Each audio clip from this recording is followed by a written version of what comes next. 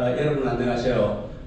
이만희 장관님 그 말씀하신 그 촌철 살인 같은 말씀도 하신데 너무 가분한 칭찬에서 몸둘 바라 보겠습니다.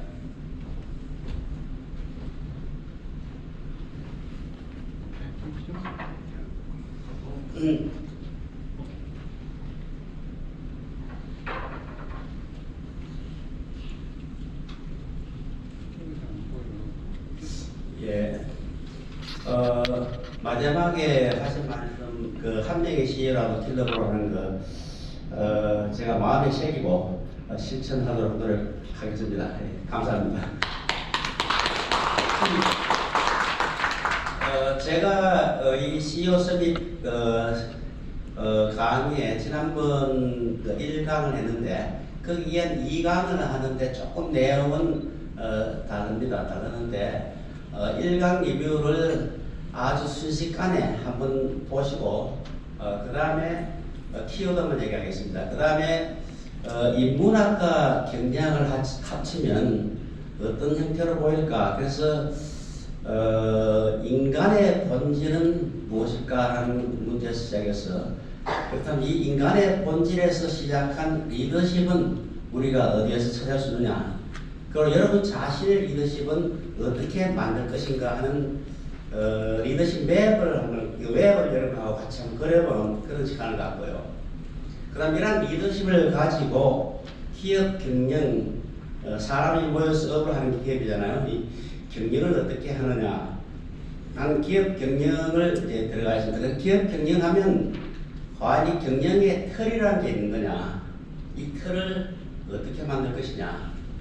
이 틀 속에 주요한 핵심적인 요소인 목표를 어떻게 설까? 비전과 목표를 과연 어떻게 설정할 것인가? 그 목표를 달성하기 위한 위닝 게임, 전략적인 이기는 전략적인 게임은 어떻게 할 것이냐? 그 전략을 어떻게 구사할 것이냐? 그리고 이 전략 목표를 달성하기 위한 전략을 엑셀러레이트 가속화시키는 기업의 행동 방식은 어떤 것인가? 그 기업의 행동 방식은 핵심 가치를 기반으로 한 기업의 문화와 일하는 원칙을 기업의 행동 방식이라고 하거든요. 그게 코퍼레이트 웨어라고 그러죠.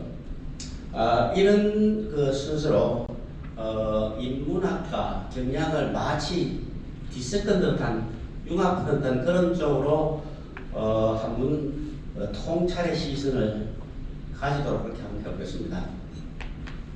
이게 대단히 납작하네요.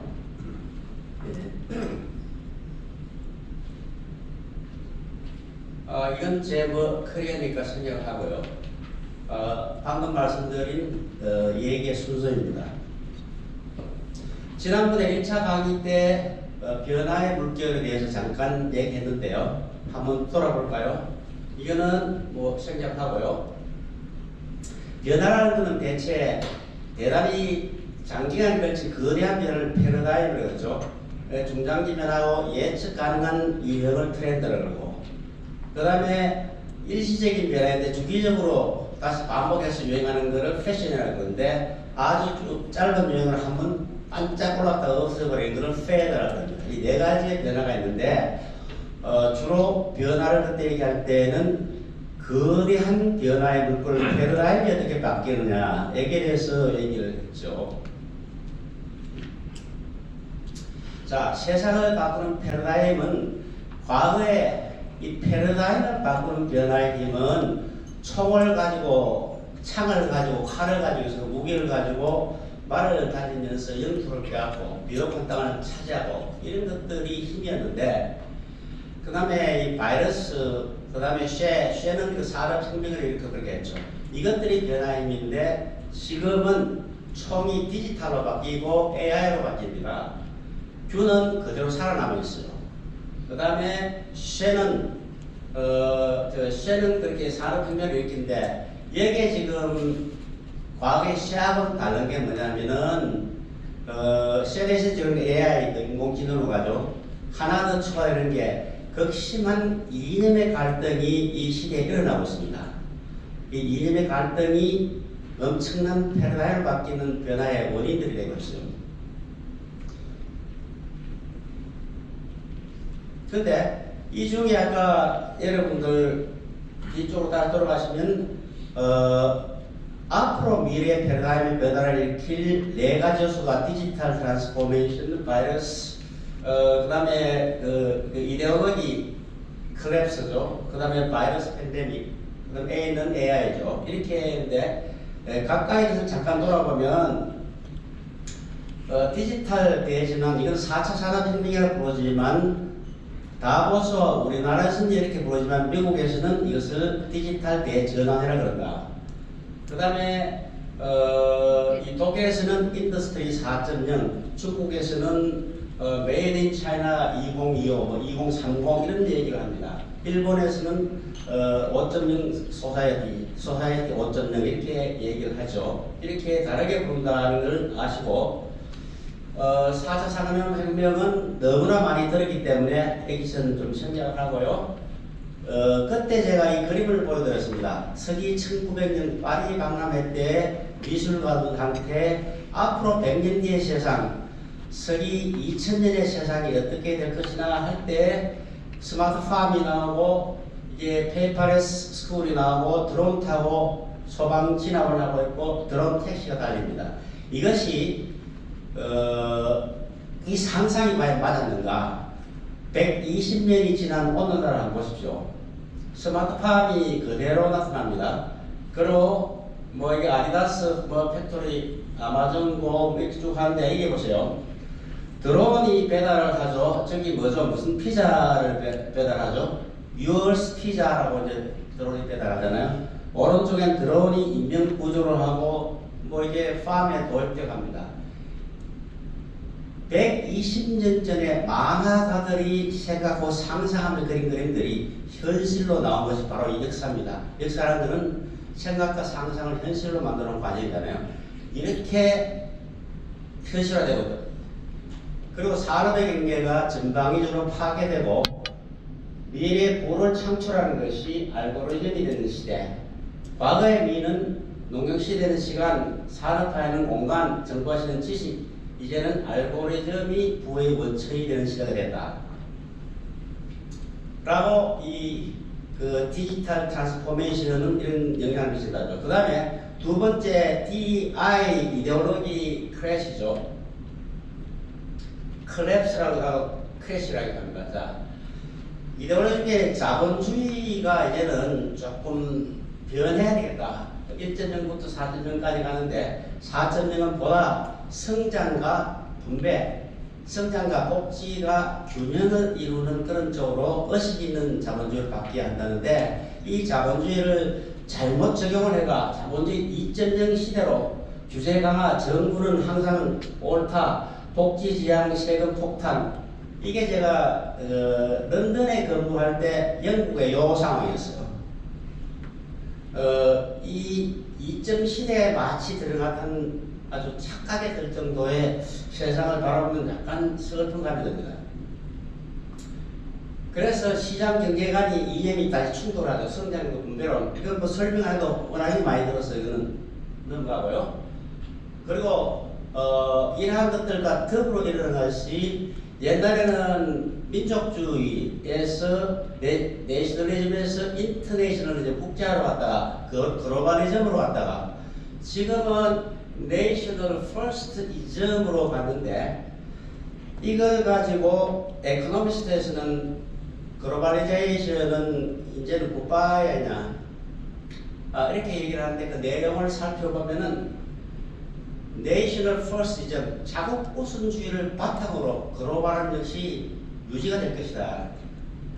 여러분 반드시 글로벌은 없어지는 게 아니다. 그러나 대단히 자국 이기주의가 엄청나게 강화되는 가운데서 일어날 것이라는 거죠. 자, 그 다음에 세 번째 DI를 설명했습니다. 그 다음에 바이러스 팬데믹. 바이러스 팬데믹을 사망자 숫자로 역사를 보면요. 천연두 발생했는데 이제 3200년 전에 일어났고 그런 기간 동안 지속했어요. 근데 3억 5천 명이 가장 많았죠. 이 시대에 페루에 진격한 스페인 병사들의 160명 되는 사람들이 이 잉카 제국을 그냥 완전히 무너뜨렸어요. 그게 총칼로 무너뜨리기보다는 이 사람들이 천연두라는 전염병의 병균을 보유했지만 이 내성을 다 챙긴 사람들이야. 유럽에서. 그 사람들이 들어갔는데 완전히 천연두가 창궐해가지고 왕하고 왕의 후계도 죽어버렸어요. 그 천연두로. 이런 결과로 페루를 점령하게 잉카 제국을 점령하면서 거기에 있는 검은 부하들 그리고 남미의 다른 지역의 검은 부하들 전부 유럽으로 캐가기 시작했어. 금과 은이 통화로 급격하게 사용하는 이 금융혁명을 일으키게 됩니다. 이 천연두가. 패스트로 가면요. 패스트는 14세기에 데카메론의 그 패스트 얘기잖아요. 그리고 패스트라는 그 책을 지은 재난문학의 누구죠? 알베르토 까미. 이런 건데, 이 패스트가 사실은 인류 역사의 전환점을 만들어내죠. 이 패스트가 일어났는데 2억 명이 사망했는데 유럽 인구의 거의 절반 수준입니다. 유럽 인구의 절반 수준이 패스트로 사망하니까 노동 인력이 부족하죠. 농민들이 뭐 이렇게 많이 풀려나고 해서 일할 사람이 없어지니까 봉건 영주제가 서서히 붕괴되기 시작합니다. 그러면서 그거를 대체할 수 있는 그런 공업들이 이제 다시 발달하기 시작, 산업혁명이 이제 연결이 됩니다. 이 패스트하고. 그러니까 자유민이 생기고 봉건주가 붕괴하고 근대 국가의 개념이 일어나는 역사적인 전환점을 패스트가 만들어내요. 그 다음에 뭐 콜레라부터 이제 쭉 있는데 지금 에이드로 코로나로 사망한 숫자는 340만 명이고요. 역사적인 이 질병에 비하면 숫자가 미약하죠. 근데 가장 이 코로나에 유사한 질병이 뭐냐면 스페인 독감입니다. 그거는 100년 전 1918년에 일어나는데 아직도 독감이라는 형태로 아직도 지속되고 있는 거예요. 그래서 5천만 명이 사망을 했는데요. 이 스페인 독감이 어쩌면 2차 대전을 발발할 원인이 되었다고 합니다. 2차 대전 이후에 독일의 바산 정비를 보상을 요구했을 때 그 갈등이 이제 일어납니다. 영국하고 미국하고 의견도 좀 다르고 뭐 이렇게 이런 것들도 있는데 어떻든 그 시대에 파시즘이라는 게 일어나고 독일이 2차 이 과도한 전쟁 구조와 경제가 파탄이 일어나고 타민족이다. 자기들 민족의 우수성 이것 때문에 유태인을 압박하면서 그동안 자기들이 그 뺏겼다가 생각한 국경을 다시 회복하라는 그런 걸로 폴란드입니까? 그걸 침공하게 되죠. 거기서부터 2차 대전이 발발하게 됐거든요. 이 질병이 인류의 역사에 어마어마한 변곡점을 일으킬 텐데 그럼 과연 코로나19는 인류 역사에 어떤 변곡점을 만들어낼까? 역사의 큰 흐름을 바꿔놔요. 이것이 대단히 궁금합니다. 그 답변은 제가 오늘 이 자리에서 바로 드리지는 않고 여러분은 이렇게 생각하게끔 제가 자극만 드리겠습니다.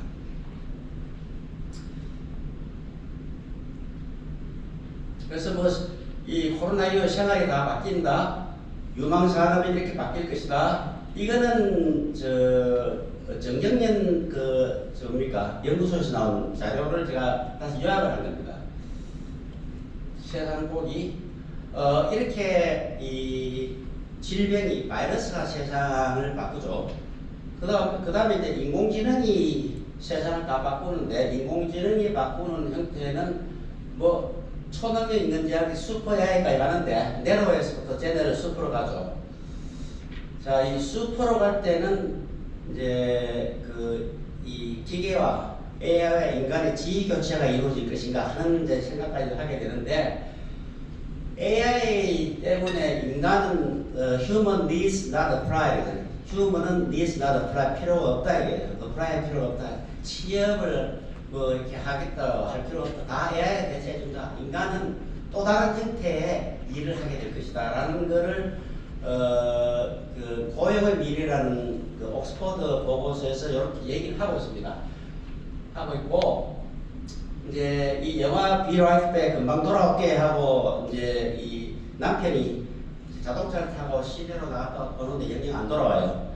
거기에 이제 여주기 마샤가 나중에 친구의 권유로 이 남편하고 유사한 AI를 이제 주문해가지고 제일 왼쪽 그림은 소포로 배달받습니다. 배달받고 목욕탕에서 이제 다시 사람 빨아먹고 나와가지고 생활을 같이 하고 사랑도 나누고 하는데 결국은 나중에 그 살면서 뭔가 남편과 똑같은데 모든 걸 이제 그 딥러닝 시간 남편과 똑같이 해주시니까 같은데 늘 보면 이 주인공 마샤의 이 남편 AI가 애쉬가 늘 팔로우하는데 그렇게 날 따라주고 이렇게 해요. 늘 말을 듣고. 근데 너무 그렇게 말을 들으니까 저희 남편은 좀 따지고 뭐 싸우게 됐는데 그런 게 없단 말이에요. 싸우지 않는 그 바람에 조금 뭐 이질감 느낌이 있으면서 조금 약간의 그 행복했던 AI의 생활에 불행을 살짝 느끼면서 나중에 마지막은 너 절벽에서 떨어져 죽으라 그래요. 그러면 이 AI가 원래 습관대로 절벽에 떨어져 죽어야 되는데 겁을 내면서 떨어져 죽지 않으려고 그래요. 이게 인간의 절벽 간 거예요. 이제는. AI 그대로 있으면 절벽에 떨어져 죽어야 됐어요.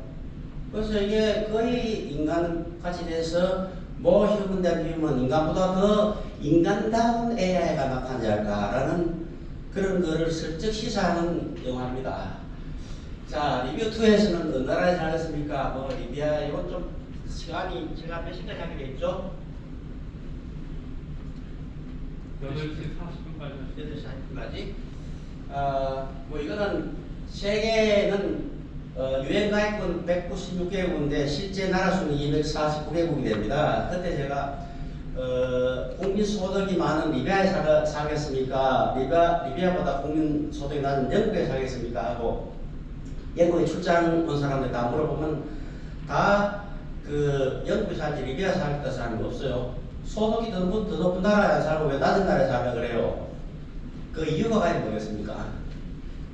그것이 바로 국가에 잘 사는 나라를 할 때는 국민 소득 플로어 부분하고 그 나라가 이미 가지고 있는 국가적인 자산 스탁이라고 해요. 이 두 가지 자산과 소득을 플로어와 스탁을 동시에 균형 있게 봐야지 잘 사는 나라냐 못 사는 나라 결정된다는 거죠. 그래서 이 살기 좋은 나라는 어떤 나라일까요? 이 두 가지가 여기 이제 국민소득 여러분 많이 아시겠지만 국부는 자연환경 자체가 국부예요. 좋은 자연환경 얼마나 좋은 자산입니까? 이게 얼음만 있는 나라에 살겠습니까? 사막만 있는 나라에 살겠어요. 그 다음에 사회 시스템, 사회 인프라, 상품의 경쟁력, 문화의 예술과 문화력, 갈등 수준과 국민 의식 수준, 이거 무형고정 자세예요. 가장 여기서 중요한 게 국민 의식이에요. 자, 그래서 왜 리비아에 안 살고 영국에 사느냐? 영국의 국민 의식이요. 어린이 유치원에 다닐 때 가르치는 게 뭐냐면은 polite elephant, 친절한 코끼리는 always, 언제나 offer, 이게 offer라는 뜻 제공을 한다. offers his seat to a lady, 레디한테 자기 자리를 양보한다고 이렇게 그렇게 가르치는 그 정신이 양보의 정신, 질서를 지키는 정신, 에티켓을 가진 그런 영국 신사들 이걸 철저하게 가르치는 국민 의식을 갖고 있어요. 우리나라가 과연 그렇습니까? 우리나라의 어떤 대통령이 국정과제에 국민 의식이 제대로 되겠다고 가르치느냐 그런 것들을 저는 여러분한테 플로도 중요하지만 스톱을 제대로 바꾸는 그 중에 제일 중요한 게 국민 의식이라고 생각합니다. 자, 한국은 어떠냐? 좀 많이 뒤쳐졌어요. 이거 시간 관계에서 넘어갈게요. 한국은 살기 좋은 뭡니까? 국민소득 플로어 부분에서 대체 괜찮아요. 세계 10위권 왔다 갔다 하죠. 오른쪽에 국부 쪽에서 우리나라 가장 좋은 거는 자연환경입니다. 사실은 우리나라가 삼면이 바다잖아요. 이게 산곡이니까 산과 산과 들과 강과 바다가 1시간 반 이내의 거리에 어떤 데서도 갈 수 있는 나라가 세계적으로 없습니다. 사계절이 있죠. 얼마나 좋습니까? 그런데 갈 길이 먼 북한포라와 국민의식이죠. 이 국민의식. 포용 못하고 늘 딱 쓰면은 적군과 악을 이렇게 갈라요, 패를. 그러고 우기법, 정차별 왕따, 이게 좋은 것도 많지만 아직 갈 길이 멉니다. 갈등지수 세계 4위, 저출산 세계 최고예요. 고령화 가장 빨라요.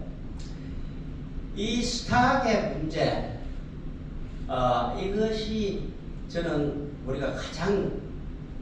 우리가 마음에 새기고 이거를 고쳐야 될 시기입니다. 자, 이제 이 보세요. 한국은 그래서 이게 잘못 몰락에 5단계 가고 있잖아요. 1단계는 성공해서 그동안 엄청난 성공했는데 요즘 보면은 나라를 리드한 사람이나 뭐 기업을 리드한 사회를 리드한 사람이 간에 이게 참 교만해지고 탐욕이 생기고 사고가 많이 나고 있죠. 나중에 3단계가 꼭대기로 한 거는 우매해져요. 무식해져요. 잘 안 들어요. 얘기해봐야 제대로 귀에 들리지 않고 나중에 그러다 보니까 점점 위기가 느끼고 이제 여론이 이제 바뀌기 시작하면은 몸부림치기 시작합니다. 그래서 조급해져 이때는. 지금 우리가 이 4단계에 들어가 있지 않는 생각이 들 정도로 저는 상당히 그 sense of the 절박감을 느끼고 있습니다. 자, 5단계까지만 사실 퇴출되죠. 자, 다음 문제는 국가가 망하면 기업이 망할까요? 기업은 국내에만 그 근거를 두고 있으면 망할 가능성이 많아요. 그런데 삼성이나 현대의 글로벌 기업들, 해외에 걸쳐 있는 삼성의 그 해외 비중이 지금 얼마냐면 86%입니다. 현대 기아가 한 69%가 될 거예요. LG전자가 한 80% 될 거예요. 이런 식으로 해외 비중이 높은 나라, 즉 말하자면 GNP 쪽이 높은 이 회사들이 망하지 않게 돼 있어요. GDP 쪽에만 딱 돼 있는 사람 국가만 망해요. 근데 삼성 같은 기업, 그런데 삼성이 예를 들면은 전체 그 수입이 해외에서 많이 들어오는데 86%인데 세금은 한국에서 75%를 받아들이고 해외에서 세금 받아들이는 25%의 세금 내는 건 전체 세금 25%에 불과해요. 왜? 한국의 모든 이 매출이나 이렇게 생산자 매출의 베니피트가 리절트가 열매를 한국에서 따도록 메커니즘을 시스템을 만들어 놓은 거예요. 그거를 한국 정부가 누리고 한국 국민들이 누리는 거라고요. 그래서 만약에 이게 한국이 망하면 그 리절트 열매를 해외에 많이 열리게 하는 쪽으로 그 메커니즘을 돌리겠죠. 자, 이것이 오늘날 한국과 한국 기업이 처해 있는 단계는 이게 오른쪽으로 갈 것 같아요? 왼쪽으로 갈 것 같아요? 판단은 잘. 여기에는 이제 우리가 이 글을 보고 느끼게 될 거는 sense of crisis입니다. 위기감. 절대적인 위기감이 아까 코로나가도요. 역사를 바꾸는 전환점이든 디지털한 물결 있잖아요. 그거 보면 지금 역사적으로 완전히 전환점은 이룰 시기가 바로 지금이다. 그것이 그 다음에 sense of urgency입니다. 이게 바로 지금이다. 절박감을 가지지 않으면 안 될 거다라는 그런 말씀을 드리겠습니다. 자, 그러면 지난 강의를 너무 지나치게 빠르게 리뷰했나요? 자, 이 그 기업이 들어가기 전에 이제 인간이 뭐냐, 인간의 본질부터 한번 따져보고 다는 게 좋을 것 같아서 이 인간의 본질이 무엇인가라는 얘기를 좀 해놨는데, 자, 한번 볼까요? 여러분, 우주는 얼마나 클까요? 여기에 이제 그 빛의 속도가 그 1초에 얼마나 지구를 7바퀴 반을 돌아요. 근데 이게 이 하루에 한 65만 바퀴를 돕니다. 1년에 한 2억 2천만 바퀴를 빛의 속도로 가면 지구를 1년에 도는데 2억 2천만 바퀴예요. 근데 이런 빛의 속도로 은하계 중에 하나인 태양계를 가는데 10만 광년이 필요하다고요. 10만 광년, 아까 1년에 그 2억 2천만 지구바퀴 도는 속도로 가지고 1년, 10년, 1000년, 만년, 10만 이렇게 해야 되는 거예요. 그렇게 하면 겨우 우리가 우주의 은하계 중에 하나인 태양계를 가게 됩니다. 근데 이 태양계 같은 은하계는 갤럭시라고 그러죠. 여러분, 그 휴대폰에 여러분 은하계를 가지고 있는 거예요. 이 태양계만한 이 은하계가 지구상에 2천억 개 돼요. 그렇게 가고 또 다시 또 2천억 하니까 이거를 과학자의 숫자로 하면 표기를 못해요.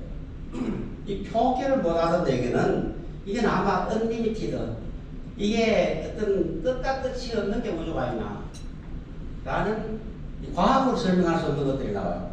이 정도로 우주가 큰데, 자 보세요.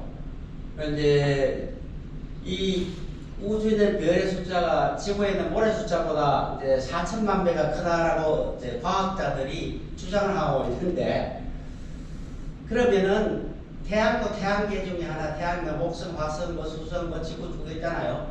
태양 자체도 우주로서 보면 모래알 하나만 별이란 말이에요. 이 태양을 포함해서 이 태양계니까. 그렇게 작은 지구 속에 있는 인간은 79억 인구 중에 한 명이다. 그러면 그 79억 중에 한 명인 여러분 하나 한 사람은, 나는 이거는 정말 티끌 같은 미약한 존재예요. 정말 얼마나 미불에 불과합니까? 근데 여러분, 왜 인간은 위대하다고, 인간은 만물의 영양이라 그럴까요?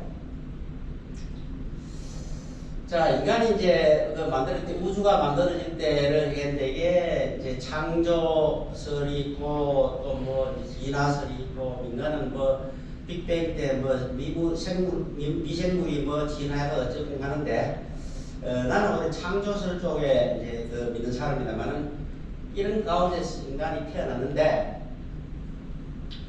왜 인간은 만물의 영장인가? 지능지수가 인간이 되게 평균 100 정도입니다. 그런데 지능지수가 60, 70대는 원숭이들은 10개의 공을 가지고 던져주면 카운트가 10개 정도인데, 10개 넘으면 좀 헷갈리기 시작해요. 그런데 그걸 10개인데 3개를 흰 공을 던지다가 까만 공을 다시 4개를 던지고 흰 공을 던지면요, 숫자를 보세요. 그게 원숭이들 수준이고, 저 밑에 지렁이나 이런 것들은 이제 죽고 사는 그 2에서 4 이런 수준은 내가 이제 죽거나 살거나 요만 분간이 갈 정도라고 그럽니다. 근데 이 동물하고 기본적으로 이 지수의 차이는, 예를 들면 사회성에 얘들이 오늘 여러분처럼 이렇게 모여가지고 뭐 서미트 포럼 그러고 뭐 이런 거 합니까? 사회성이거든요. 단체로 무슨 모여가지고 골프 같이 치러 나가는 것도 아니고요. 그 다음에 감성, 예를 들면 동물 중에 박장대소하고 웃는 동물 어디 있어요? 그 다음에 무지하게 웃는 걸 뭐라고 하죠? 대성통곡하는 동물 있습니까? 예, 누가 고양이가 대성통곡합니까? 코끼리가 대성통곡합니다. 감성지수는 인간을 따라갈 수 없어요. 거기다 윤리성과 영성요, 도저히 못 따라갑니다. 근데 다시 이제 인간의 본질 쪽으로 갈게요. 그럼 여러분, 사람과 동물의 본질적인 차이, 인간의 본질은 어쩌고 합니다. 그건 뭘까요? 자, 그걸 이해하기 전에 본질이라는 게 이게 철학자들의 언어에 요사하게 써죠. 그것으로서 있기 위해 없어서는 안 되는 것. 그것에서 그것을 빼면 그것이 아니다. 이게 철학자들이 요사한 소리 합니다. 근데 예를 들면 인간에게 인간이 그것을 빼면 인간이 아니다 하면 그것을 빼는 그것은 무엇일까요? 인간은 뭡니까? 직립보행을 하잖아. 실제적으로는 직립보행을 하지 않으면 그 인간이 네 발로 뛰어다니면 그 인간인 거고. 자, 인간은 도구를 사용하잖아요. 칼을 만들고 뭐 이게 창을 만들고 총을 만들고 뭐 그 다음에 배를 만들고 자동차를 하는 거 비행기를 타려고 나라고 새처럼 만들고 도구를 쓰고, 그 다음 요새는 휴대폰 가지고 뭐 이까지 오만 장난 다 치잖아요. 그리고 인간이 도구를 쓴 것 중 가장 훌륭한 도구가 컨텐츠가 뭔지 압니까? 세상에 가장 훌륭한 창조물이에요. 경영. 동물들 경영하는 거 봤어요? 이 인간의 차이점은 그런 것들이거든요. 그래서 만약에 여러분 내 마음속에 봐요. 나한테서 뭐를 빼면 내가 아니다. 나한테서 나로 있기 위해서는 없어서는 안 되는 거. 예? 내가 굉장히 아이디어가 많고 창조적이면 아이디어 많은 거 내한테 싹 빼면 그 보상 내가 아니잖아요. 내가 친구가 저는 무지하게 거만한 사람을 가면 그 친구가 갑자기 거만한 게 쏙 빠져나가 보면 내 친구가 줄바 달라졌네. 그러잖아요. 본질은 그것에서 그것을 빼는 그것이 아닌 거예요. 뭐 철학자들도 한 소리 했지만 그렇잖아요.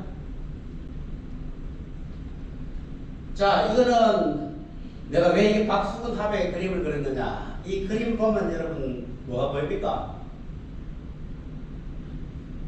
이 파리가 안 보이잖아요. 이 그림에서 이 파리가 안 보여도 그거는 나무라 그래요. 근데 이 파리가 아니고 이 파리는 봄에 일었다가 뭐했다가 그 겨울에 떨어지고 뭐 바뀌잖아요. 근데 나무 둥치가 뿌리가 없어서 나무 둥치가 없으면 그 나무라 그럽니까? 나무에 비해서 나무 둥치를 빼면 나무가 아니라 이 본질은 둥치 쪽에 있어요. 자, 아까 뭐 다른 거 했죠? 언어를 사용하자. 아까 뭐 정리 보행이다 도구 사용 다 얘기했지만 언어를 사용하잖아요. 언어도 여러 가지 언어예요. 근데 그 언어를 구사해 가면서 깊은 사유를 합니다. 동물처럼 깊은 사유를 하고 근데 고양이나 놈은 말이죠. 개랑 놈 보면 아침에 이제 우리 식물 배달하면 이제 조선을 뭐 턱 들고 커피 한잔 딱 보면 개가 의미 바라보잖아. 저 인간이 저 도대체 뭐 하는지 모르겠다고 이게 생각을 읽고 생각하고 그러거든요. 자, 그러면 인간에서 깊은 사유를 빼면은 이건 인간이 아니에요. 난 깊은 사유. 이것이 이제 경쟁도 하게 하는 게 깊은 사유를 얘기해요. 그러면은 우주가 무중자익하는데 인간은 생각 속에서 우주를 품어냅니다. 그러니까 아까 보니까 우주 큰데 비하면 어마어마하게 미물에 불과한데 생각 속에서 우주를 품어낸 인간이에요. 이 생각을 빼면 안 돼. 생각을 빼면 인간이 아니에요. 그래서 제가 윌리엄 브레이크 시를 가져왔는데 이 시는 워낙에 좋아서 제가 굉장히 좋아하는 시예요. 이 같이 한번 읽어보도록 하겠습니다. 시작하면 하늘의 모래 시작하시기 바랍니다. 시작. 하늘의 모래 속에서 세상을 보고 한 손이 들꽃 속에서 천국을 바라본다. 손바닥 안에 무한을 굽어지고 한순간 속에서 열을 느낀다. 이 인간이 이래요. 이 참 영어신데 to see a heaven in a wild flower, hold infinity in the palm of your hands. 이게 참 기가 막힌 시구잖아요. 인간의 본질은 여기에 있습니다. 자, 인간의 본질이 깊은 사유를 하는가, 앞에서 여러 가지 다른 것도 본질적인 걸 설명했습니다만은, 그럼 이런 인간의 리더십은 과연 어디에서 오는 것인가? 리더십이라는 것을 리더십을요, 리더에다가 아포스토피 S 하고 이제 딱 붙이면 리더십 is leadership이라고 해요. 리더십 is ship이라는 거죠. 근데 이 리더십을 얘기하면은 그 서양의 리더십 그 강의하는 리더십 스킬이라는 용어를 써요. 그 스킬에서는 지식이 있죠. 지식. 여러분이 이렇게 와서 배우고 하는 지식이 knowledge죠. 이걸 knowing leadership이라고 해요. 그 다음에 그 지식을 응용해서 실행하는 걸 doing leadership이라고 해요. 지식과 실천의 리더십인데 이 두 가지를 서양이 가르치는데 서양에서 가르치는 이걸 T 리더십이라고 해요. 근데 이거는 여기에서 사상을 더해가지고 가르칠 게 밑바닥인 게 being 리더십, 엔데미 리더십, 등복의 리더십이에요. 세어로가요. 세어로에서 이 배가 침몰하는 이 등복의 리더십, 위에 선장이 배를 조종하고 이런 건 아는데 그때 당시에 등복의 리더십, being 선체 자체가 어땠냐면은 평형수가 이 선체에 들어가면 옛날에는 뭐 나무들 지금 그게 아니고 평형수를 하잖아요. 이 평형수는 극심한 파도가 칠 때는 이렇게 배가 기울어지면 평형수가 늘 수평을 유지하는 성질을 갖고 있단 말이야. 이 물이 수평을 유지하지 않으면 그 물도 아니에요. 물이 늘 수평을 유지해 물의 본질을 수평을 유지해 주면은 배가 다시 똑바로 서거든요. 근데 그 평형수를 다 잡아 빼고 거기다가 돈 벌겠다고 그 제주도로 가는 그 차량들 다 집어넣었어요. 차량들도 이 원래 차량 그 하는데 안 되기 때문에 차량이 바퀴를 잡아주는 게 이게 없었어요. 그러니까 배가 한번 싹 뒤져니까 모조리 차들을 몰려버리죠. 이 친구랑 되어 있어요. 리더십도 제일 미치게 더한 TSH 리더십 되거든요. 이 being is be, know, do 리더십을 해요. 그 다음 being, behind, knowing and doing 이런 용어를 씁니다. 용어 쓰는데 이 be, know, do 리더십 이것이 골고루 갖춰야지 진정한 리더십인데 이게 가장 중요한 것은 덕목의 리더십이다라고 말씀드리겠습니다. 자, 그러면 이 덕목의 리더십, be, know, do 리더십을 우리가 만들어가는 웹을 여러분한테 간단한 팁을 드리면서 집에 가 그려보도록 할 텐데 오늘 여기 시간은 없어가지고요. 우선 자기의 리더십을 생각할 때 제일 먼저 알아야 될 게 나는 누구인가. 라이온 킹 한 장면을 보겠습니다.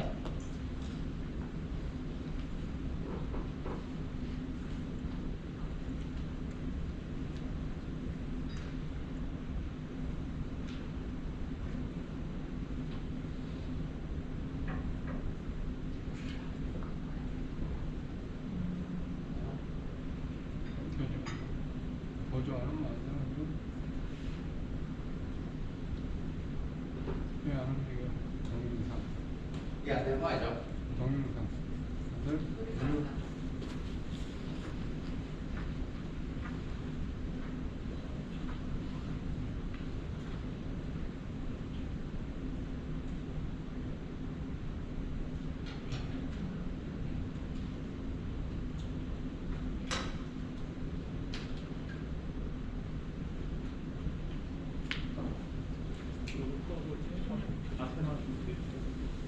소리가 나요. 소리도 안 나요. 소리가 안 나네. 이거 넘어가야 되겠는데 소리가 시간 관계상.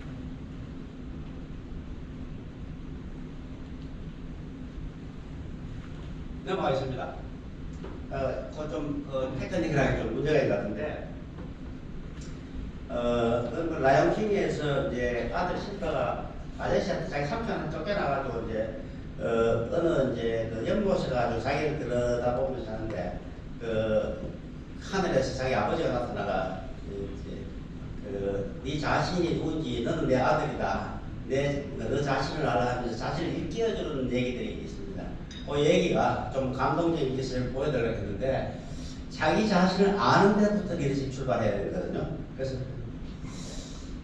제가 이제 자기 자신을 아는 것 가지고 계란을 가지고 한번 생각해 봤어요. 여러분 그 계란을 보면은 전부 똑같이 생긴 거잖아요. 그런데 과학자들한테 얘기해 보세요. 계란이요, 세상에 그 수많은 계란이 똑같이 생긴 게 하나도 없대요. 그래서 물론 우리가 계란을 우리 눈으로 볼 때는 전부 똑같이 계란이 생긴 것 같은데 계란마다 이렇게 다 이게 그리고 하니까 달라 보이잖아요. 근데 저 계란이 남이 저 계란을 깨면 뭐가 되죠? 계란 후라이가 되는데 자기가 깨면요? 병아리 되잖아요. 여러분 계란 후라이 되기 원합니까? 병아리 되기 원합니까? 여러분은 이 세상에서 자신다운 자신은 자신밖에 없어요. 나는 나로서 다르다고요.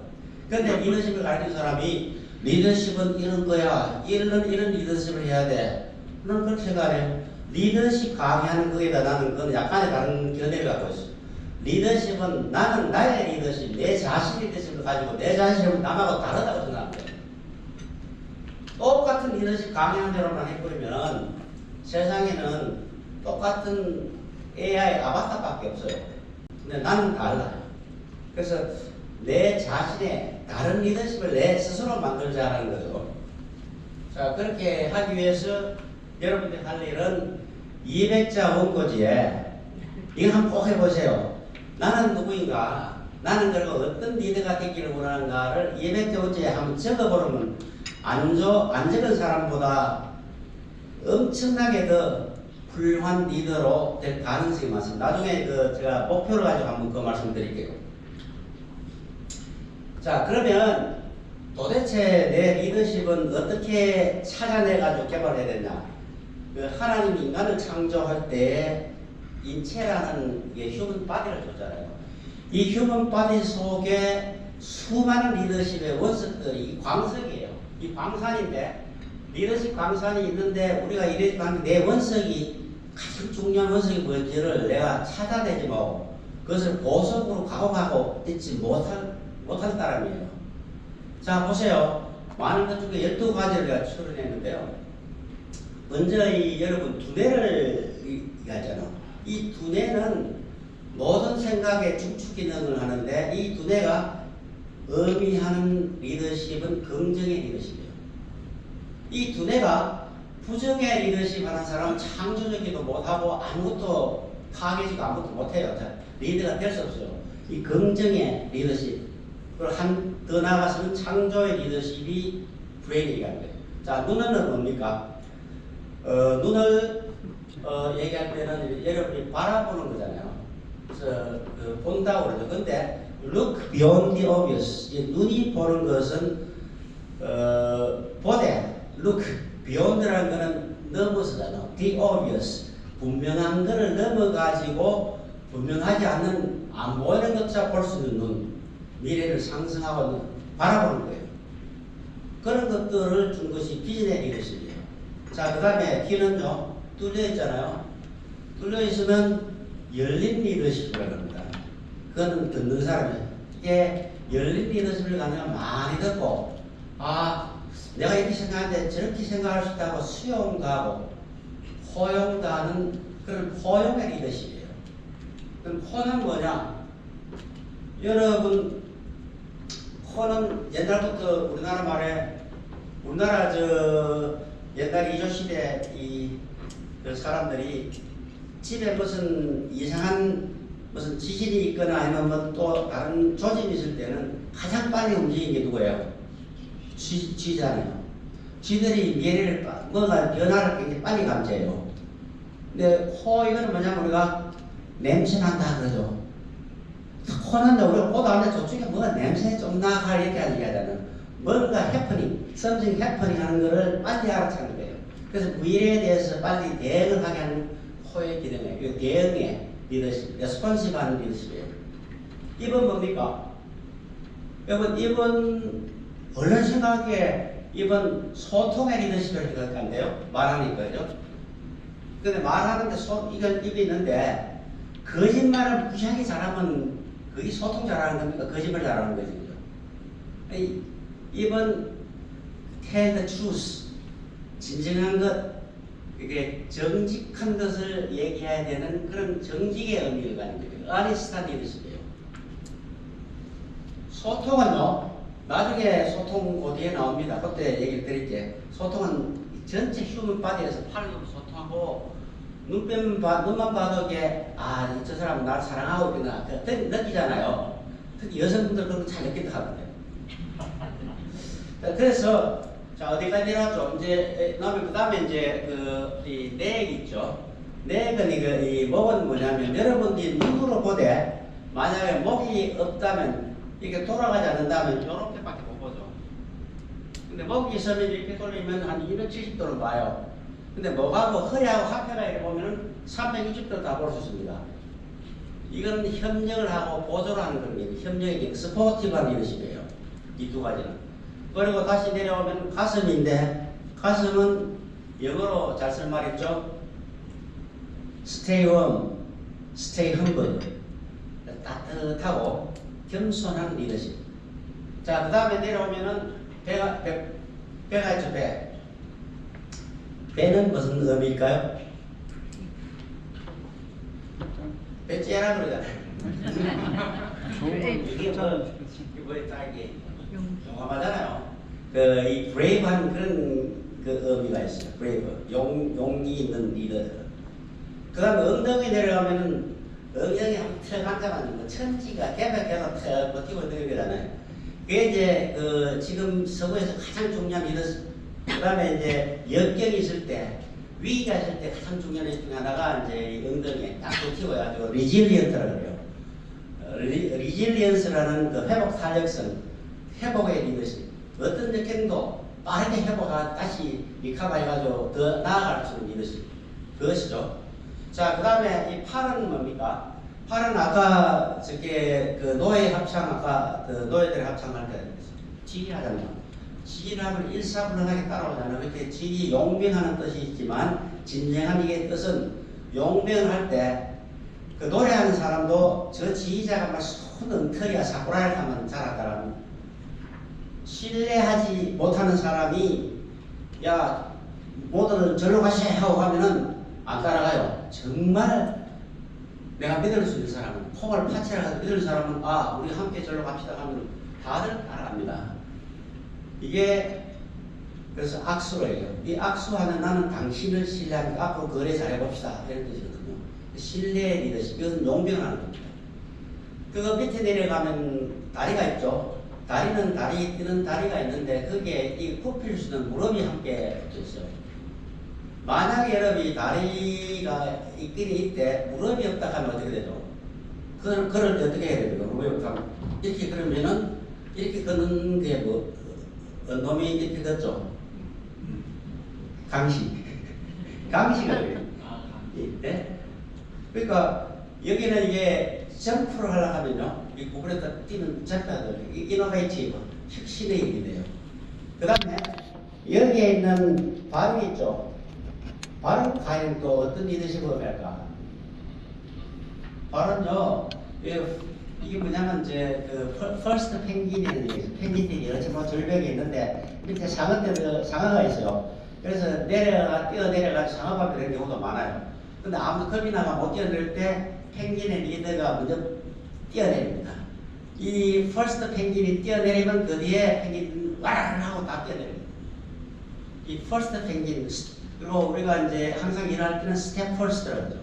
내가 먼저 말할 리더가 먼저 말을 솔선수범의 리더 이걸 이제 그 발이 의미합니다. 이 솔선수범의 리더는 대단히 열정적이어야 돼요. 그래서 열정의 리더라고 합니다.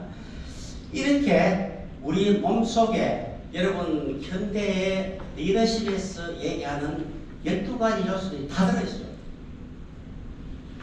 그럼 이 여러분 이 몸이라는 이 광산 속에서 수많은 일의 리더십의 원석들을 잼스톤을 가지고 있는데 내가 하는 그 인생의 가치 그리고 내가 생각하는 인생의 꿈 내가 가장 잘할 수 있고 내가 가장 좋아하는 일 이것들을 한번 들여다보고 또 내가 지금 가진 비즈니스 혹은 직장에서는 비즈니스 왜 이 비즈니스를 하는 가치 핵심 가치 그다음 직장에서의 비전 직장에서 어떤 일을 하는 뭐 이렇게 전략 이런 것들이 있죠. 내 직장에서의 내가 하고 있는 CEO냐 마케팅이냐 뭐 이런 것들 운영 쪽이냐 마케팅 쪽은 좀 더 크리에이티브하고 운영은 조금 더 열정적인 말 쪽으로 가고 이렇게 해보면 되겠죠. 그죠?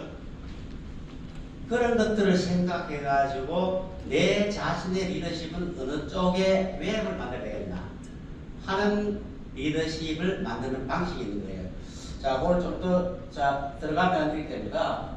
3년 뒤에 내 리더십 어떻게 바꿀 거냐 이렇게 얘기했더니 파란 거라고 그랬어요. 그래서 이 웹을 가지고 여러분들이 아까 얘기한 나만의 리더십꾼을 질문을 통해서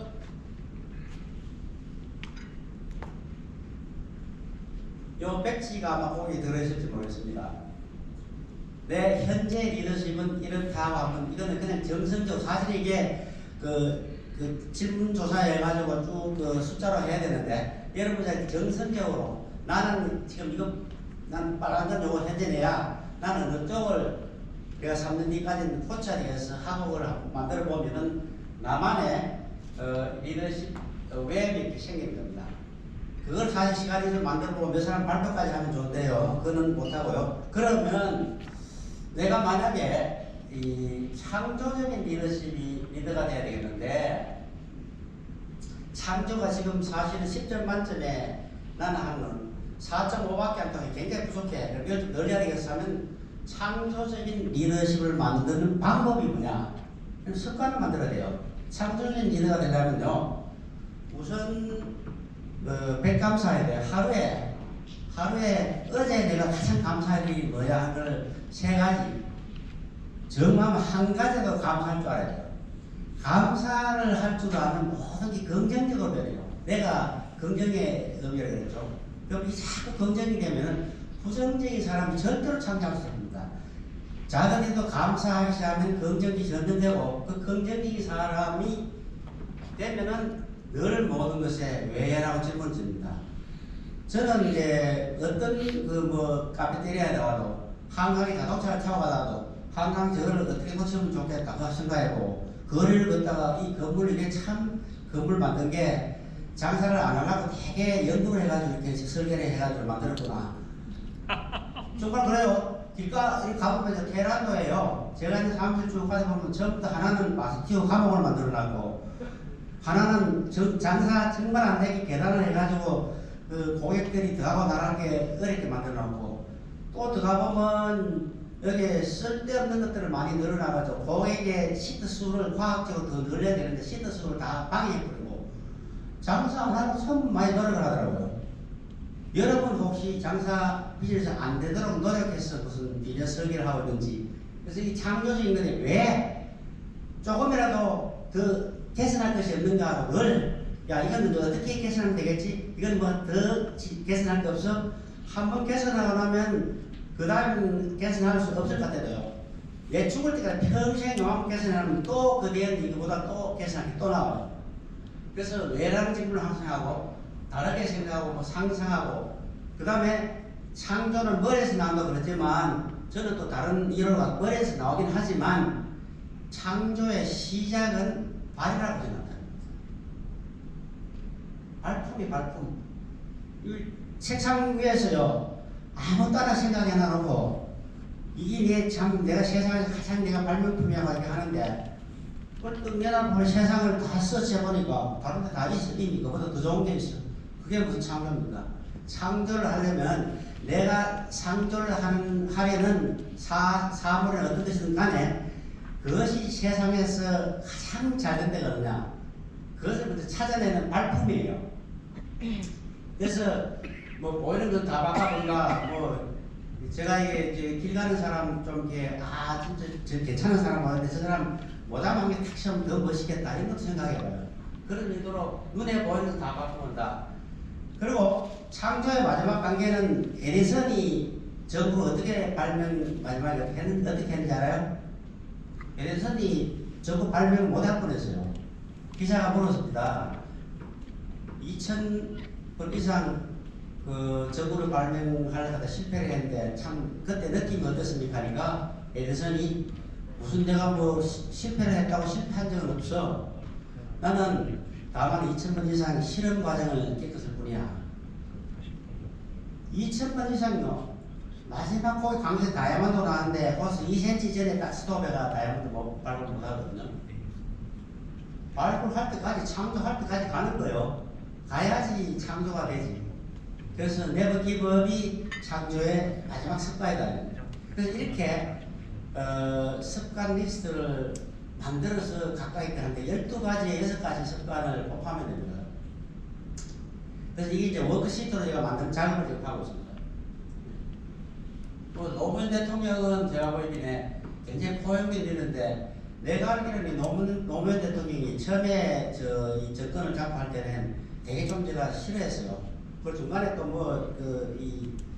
검사들하고 할 때 대통령이 힘들어서 못 해먹겠다 이런 얘기 나오길래, 대통령 하는 게 힘들라고 했지 힘들어서 못 해보면 안 되지 이렇게 또 생각했는데, 가만히 보니까 제가 오랫동안 반세기 동안 기업을 했잖아요. 50.4년째입니다. 그런데 가장 비즈니스를 하기 쉬웠던 데가 노무현 말기였습니다. 노무현 대통령. 그때 이제 FTA도 수용하고, 그 처음에 다 반대했던 그 수용을, 길을 가지고 열리고 뜯고 수용을 했거든요. FTA 같은 거. 그 다음에 유통산업 규제할 때는 그때 여기에 이범 장관 계실 텐데, 유통의 모든 규제를 하는데 그걸 하는데요. 사실 그 규제할 상황에 서비스 질을 낮추는 거거든요. 서비스를 소상공인에 올려주고 또 그게 이제 온라인하고 되기 때문에 그런 규제가 맞지 않는데 그런 규제를 요번 대통령 때는 규제가 그렇게 적합하지 않다는 그 소식을 또 이번명 듣고 그걸 많이 수용을 했어요. 그 뒤에부터는 거꾸로 이 규제라는 게 거꾸로 돌아가다가 지금은 뭐 제가 더 말씀을 드릴 필요도 없어요. 이런 그래서 제가 처음에는 좀 이게 그래도 좀 싫어했다가 그때는 그래도 경제를 하기 가장 좋도록 만드는 그런 듣는 리더였다는 게 지금하고 좀 다르다고 생각이 듭니다. 그 다음에 자원적인 뭐 이건희 회장은 뭐 마누라 자식 빼고 다 바꿔라 그랬잖아요. 큰 것부터 가을 바꾼다, 사소한 것도 끊임없이 회장한다, 가치 없는 건 없애버린다. 이것들이죠. 자, 그러면 이 리더십 웹을 만드는 걸 여러분한테 숙제로 만들고 오늘 이 리더십에 대해서 이것만 가지고 뭐 엄청 오래 하루 종일 일 가지고 뭐 만들고 발표하고 이래도 되는데 너무 빠르게 하다 보니까 설명이 잘 안 되네요.